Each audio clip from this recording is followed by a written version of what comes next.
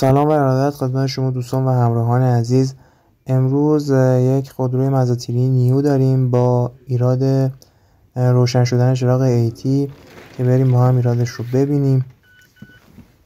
دوستان این خودرو زمانی که روشن میشه بلافاصله چراغ AT هم روشنه و زمانی که خودرو رو در دنده D یا دنده R قرار میدیم ضربه شدیدی میزنه، به خصوص در دنده عقب. در حالت منوال هم عدد دنده رو نشون نمیده و توی درایو با شتاب کمتری شروع به حرکت میکنه و دلیلش هم اینه که روی دنده 3 فریز میشه و دنده رو کم و زیاد نمیکنه و شتاب کمتری میگیره خودرو، که در این حالت نباید زیاد به خودرو فشار بیارید چون باعث آسیب رسیدن به گیر باکس میشه.